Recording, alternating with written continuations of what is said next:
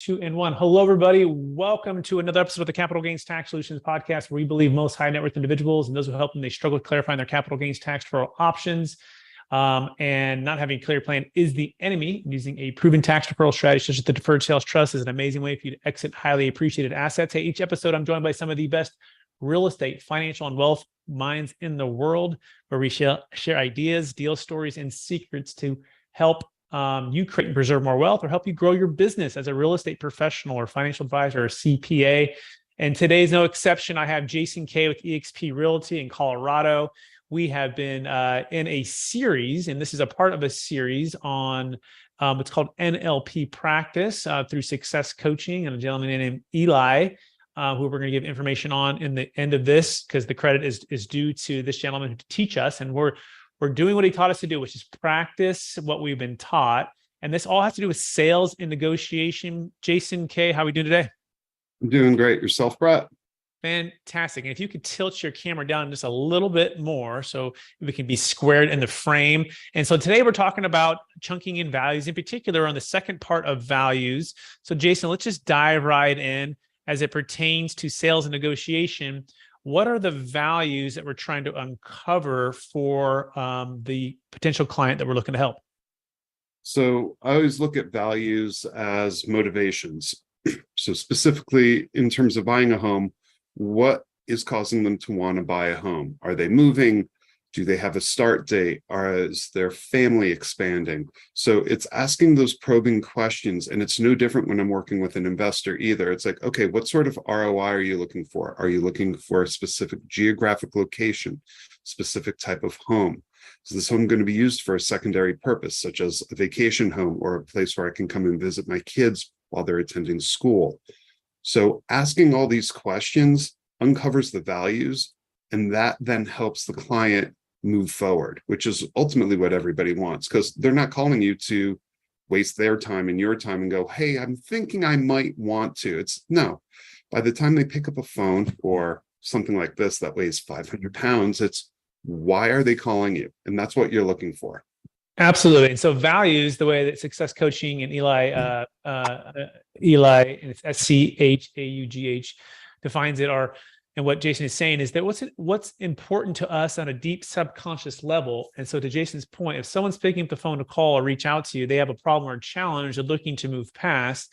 And sometimes we have to uncover and at least definitely understand what the values are. And so they're high level generalizations that motivate us, and our values do two things for us. They dictate what we spend our time on, and they are a filter through which we judge our actions and or other people's reactions, right? So they dictate what we spend our time on. I think there's a saying, Jason, that goes like this: show me your bank account, right? And I'll show you what you value, right? Yeah. Show me your calendar and what you budgeted your time for, and I'll show you what you value. And so these are the two things. And so if you're looking to help your potential client or a prospect, you really need to understand their values, what they value, so that what you can provide can be of value, right? In other words, solve or move forward and build on their values. Jason, any thoughts on that before we just talk about how to discover a value? No, I think you just nailed it. Excellent. So discover a value, you can ask what, Jason? So what questions are great? Because it's what's important about that to you. What else is important about this thing that we're discussing? Eli was saying that you focus a value which elicits around a particular subject, such as, for me, it's selling homes. So hence, as you heard when I said earlier, I'm asking these probing questions. My favorite thing is when someone tells me, oh, hey, I'm looking for a 3-bedroom, 2.5-bath house. Great. What about a 3-bedroom, 2-bath house is, why do you need something like that? And you really shouldn't be asking the why questions, because that puts people defensively. But you want to ask it in such a way that it elicits the response on, well, I'm looking for 3 bedrooms because, well, one for me and my wife to sleep in, one as an office and one as a guest room. Occasionally you'll get something like, well, we're planning a family, so that's going to be our kids' room. So it's digging down to find that out. Well, I love hearing the answer, oh, we're planning a family. Hey, that's fantastic. Do you have a due date, or are you guys still trying? Because when you get that due date, now you know you need to be in your home, preferably a month before that due date hits, because you want that nursery set up not when you're expecting, but beforehand. And things get difficult for the partner as well. So knowing all this and laying it out there and being thoughtful for your client to help them solve what you've just found out, that's your job. So well said, right? So what's important to you about what specifically they talk about their value, right? And then the follow, but what else is important to you about that? And so if you're looking at this as a commercial real estate agent, or if you're helping someone exit a highly appreciated asset, it could be what's important to you about the cash flow, what's important to you about the growth, what's important to you about the diversification, what's important to you about not having to spend time, energy, toilets, trash, liability on properties, for another 5 or 10 years, depending on what happens with this market cycle, right? In other words, really understand the emotion behind the value, right? And why that's important to them right now, the timing of it, right? Timing is so important as it pertains to values, because one goes with the other. And in other words, you want to make sure those are connected. So focus on values that elicit around a particular subject, such as the service you provide, the product you sell, or the goal to lead the prospect or the client. In other words, have an end in mind as you are discovering these values, which leads into a values hierarchy, Jason. So what do we mean when we say, create a values hierarchy? So when I'm working with my clients, I typically ask, if it's 2 people, okay, I want the 2 of you to go out and create your top 3 things must have. You won't even look at the house if the house doesn't have these items. Then what I want you to do is open a bottle of wine, combine your lists, and give me your combined top 3 items that you must have in this property. So then I ask them to rank them in order. Now, the whole point of this exercise is, I can figure out who's dominant, so I can decide guess who is the primary decision maker, and basically work more with that person than the other. I still work with both, but it's who's the most important one that's going to drive the decision. Are we moving forward? The second part of that is, I now have a ranked order of what's most important. So I'm a car nut. I need to have at least a 2-car garage. Absolute, positively most important thing on my list. Not the most important thing on my wife's list. It's number 2 on hers. So knowing this now goes, hey, I found you a 2-car garage, but it doesn't have something else on your list. If that's the number 1 item, that might be okay. If it's the number 3 item, it probably isn't. So knowing this, you know how to present the opportunities to your various clients based on what's coming through. It basically tells you what's the most important thing to them. Very well said. And I think ranking is so important because it puts it on a piece of paper, right? And it helps you to really clarify, indeed, by number, what is most important. And I think that's a great wisdom, Jason, for the significant other. They do the same thing, and give them the space and the time to look at that, to plan that, to write it out, and to be realistic with that. You can't have everything, but you definitely can have these main things. What is the most important thing to you as it pertains to the list? Now, of all the values in a list, which is most important, and of the remaining values in a list, which is most important? So you want to even do like the 80-20, right? Of these top 5 or 10, right? What is the most? And then of the remaining one, what is the most?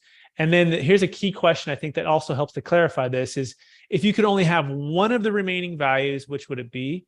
So it's almost like reversing it. If you can only have one more of the remaining values, which would it be?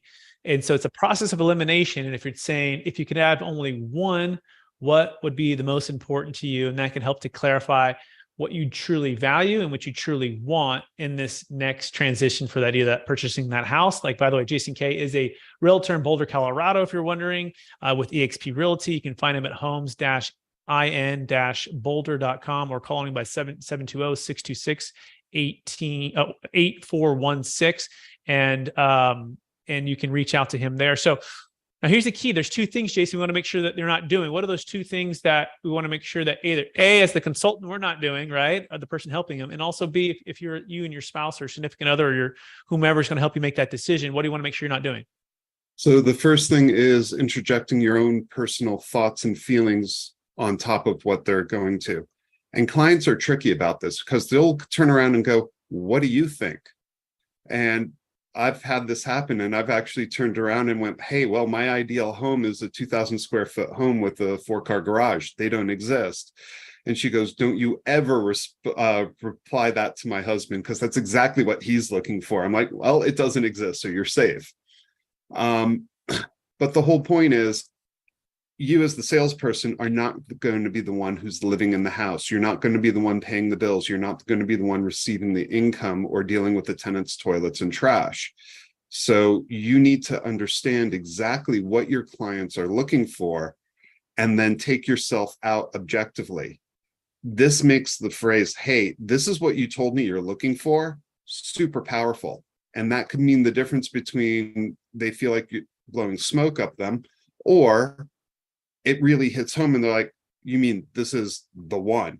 Yeah, we've been waiting 9 months. I've been sending you stuff. We've been chatting every 3 months. This is the house you told me you wanted. So they walk in and they look around and go, okay, yeah, let's write it up. That's what you're looking for. That's ultimately what you're trying to do. And Very the well whole said. point of all this is to set that up.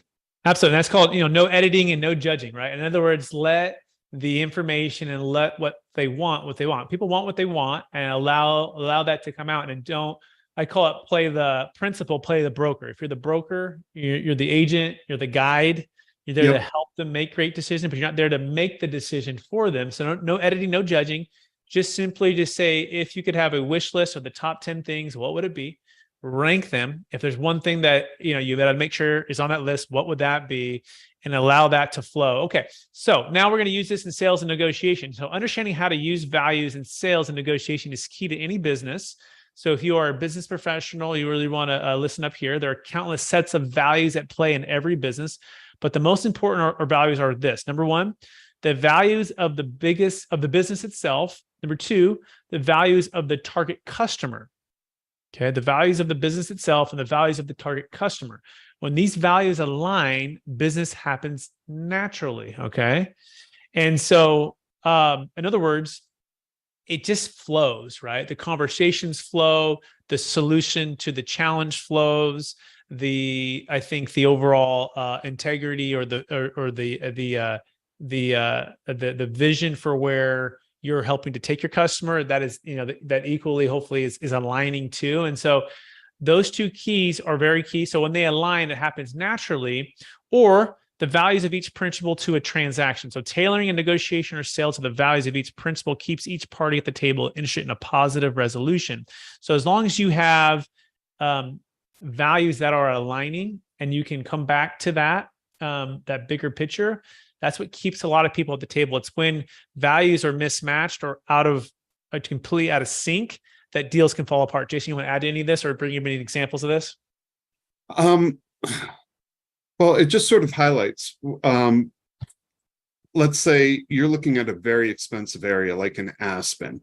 We're talking over $1,000 a square foot type of thing. And if someone comes in and goes, hey, I have $500,000 to spend, it's like, okay, let me show you what you can spend your money on, versus, yeah, that ain't going to happen, which is basically what you're going to say, because there's nothing for sale that is that cheap in that area. So it's setting expectations and showing them the reality of the market. And you could do that one of two ways. And I like to do both. The first one is, let's set the price point at that area and see what it pulls. And it pulls what it pulls. It may be nothing. It may be one home, whatever it is. Then you flip it around and go, let me show you how much what you told me will cost. So basically, I'm not telling them anything. The market's showing them, hey, listen, this is what we have. These are the options. You can't get everything.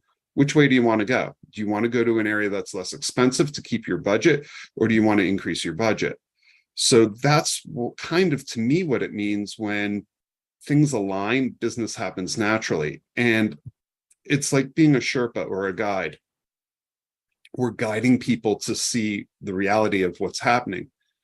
On the flip side, in terms of business, the way this works is, you have a customer who wants to buy a house. We get paid as realtors when that customer buys the home. So it's those values that are aligning. And it's like, let me show you how this works. And I'll give you a great example on this. I had a client who had been looking for a home for 9 months. Now, I hadn't taken them out, but they've been searching through MLS, Zillow, everything to see what's been coming. Great. I always encourage that. Occasionally I get a call. Hey, found this great home in Zillow. It's like, yeah, no, that's long gone. And they're like, oh, sorry. All right. Anyway, so this client came to me and we're talking about what he needs to offer to get accepted to get this home. It's been on the market for about a week and a half or so. So the chance of a second offer coming in is still there, but not great. And I know he's really risk adverse. So I asked him, I go, do you really want to try to drive the price down? He goes, I've done the math. It really doesn't matter. He goes, so should I offer a full price? He goes, well, I shouldn't really be asking you. You get paid on commission. The more I pay, the more you get. I go, well, let's do the math. So we ran through it. I go, the difference between what we were going to offer in terms of a negotiation and potentially lose the house when someone else steps in versus a full price offer was like a dinner out for me and my wife. And I put it to him in that space. I went, listen, for me, it's a lot more important you feel that I did such a good job that you refer 3 of your friends, because that's a lot more money that I get than just inching you up a little bit. I go, this comes down to you and what your risk adverse nature is and how much risk you're willing to accept. So as soon as I put it that way, he's like, perfect, let's do a full price offer. And I was talking about coming in about 7% under ask. So we're talking significant money for this home. And he's like, yeah, don't want to play that game.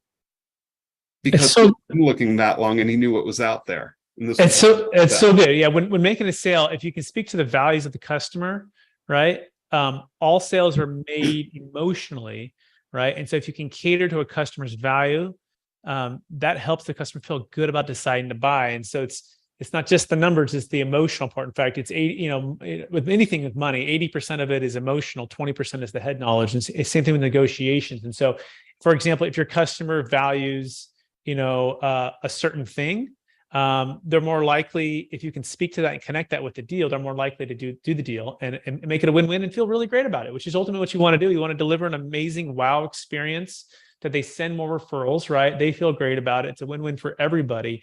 And so using values in negotiation, you must learn what the other side values most. And by the way you can help to do that is to mirror and label what they say, right? You might say, what are you most passionate about? Selling your business, deferring the tax. What makes it about that? And I ask this question, continuously to my clients and or potential clients. And they just say, I just can't imagine, 30, 40, 50% just being, gone to the IRS forever. Right. And in other words, I'd like to, grow the wealth and build it. Right. And it's just really painful. There's an emotional response to that. And there's times when that's just completely out front, right? There's other times where I have to kind of ask that or figure that out. The other thing could be just not so much not paying the tax or being able to defer the tax. It's just what the cash flow can mean for them, for the capital being moved over. And that's the most important thing. Oh, I can double my cash flow, right? Oh, okay. If I can double my cash flow, what would that mean for me on a, month to month, day-to-day basis, right? With my time and my energy. So figure out and learn and study and what your potential client values the most. And so then when you're creating an offer or counter offer, focus the main points on the values of the opposing side. In other words, just because you value it most, or you think your other clients value it most, or they have, doesn't mean this client's kind of, doesn't mean they value it most, right? So you want to tailor the offer to a customized offer that really meets the client where they're at. And they're going to be far more willing to say yes, to move forward. So for example, if there's a timeline for a party, they really value time. It's the most important. Offering to close a sale on time or early will speak directly to the party's value of time. In turn, the buyer can ask for something in return to meet a value of their own, whether it be price, whether it be in Jason's scenario, like a home warranty to cover any potential loss of an AC unit or some kind of appliance that might be going out. So key is focus on what they value most, and then tailor your offer, your counter offer to that value. And that is the key to winning with values and negotiation. Jason, you want to add to that or subtract or anything else there? Well, working with investors, especially someone who's doing a 1031 exchange, this is enormous because they're under really stringent timelines. So they might be willing to give up, like, let's say the seller is saying, this is a 1031 exchange. Knowing that, you could potentially work the deal so you're spending less to get the home for the buyer, because the seller is looking at losing so much more money in terms of taxes if they don't get that 1031 done in time. So knowing this up front really can help tailor your negotiations and can be really a big win-win for everyone, because someone's like, I really can't go a dime more than this price. It just doesn't financially make sense. Someone else is like, I really absolutely positively have to get out of this thing by this date. This is a hard drop dead date. Yep. Knowing that, that's gold. To that point, by the way, you want to make sure when you're sharing your values and what's most important to you, there's the buyer or the seller, that it's creating a win-win where the other side is reciprocating and or cooperating or collaborating to make the deal versus making it a competition, right? Where they're going to use it against you because in other words, you want to make sure both sides are transparent of what they're trying to solve, what they're trying to do, where they're trying to go. Because if it's an unbalanced transparency where in one side, they're sharing their value and the other side is, hiding their cards, this can create a significant shift in power. And so you want to be certain that there's been some kind of rapport, some kind of, trust built up before you're sharing the values. Now, that being said, someone has to go first, right? So just be cautious and aware of that. Like, for example, I know in times when we're looking for properties for clients, we're not necessarily sharing that we're in a 1031, at least not in the beginning, right? Because we want to try to negotiate a fair price based upon the actual deal, not because we're in a 1031. Now, if and when we're down to the wire and we're negotiating for multiple offers, for example, and we're trying to win the deal, then absolutely we're going to share that value. The time is of the essence, that this is our number one property, that we will deliver, that this is, choose us to win the deal. So you want to know, a good negotiator, a good, agent on your side is going to know when to share the value and when not, right? And making sure that everything is connected. Now, Jason, we are out of time. We shared a ton of content. We only got through a few pages. In fact, we're going to be back next week. If you want to join us here on my YouTube channel, Capital Gains Tax Solutions, or Expert CRE Secrets YouTube channel. But Jason K., if people want to find you right now, where can they find you? You could always drop me an email, as Brett said, at Jason, Jason, at Homes, HOMES -in Boulder, BOULDER.com, or shoot me a text at 720-626-8416. Jason K., thanks for being on the podcast. And if you want to reach out to me, you can go to capitalgainstaxsolutions.com. That's capitalgainstaxsolutions.com. We help you with all things exit planning, multi-million-dollar assets or properties or businesses or cryptocurrency. We have a new book that just released, #1 bestseller, Building a Capital Gains Tax Exit Plan. You can pick that up on Amazon. You can also get the free ebook by just going to capitalgainstaxsolutions.com. It's like a 14-page, not this book, but this is the full book. But you can get we have a free ebook that's separate than this. Go to capitalgainstaxsolutions.com. Otherwise, we'll be back next week about same time, same place.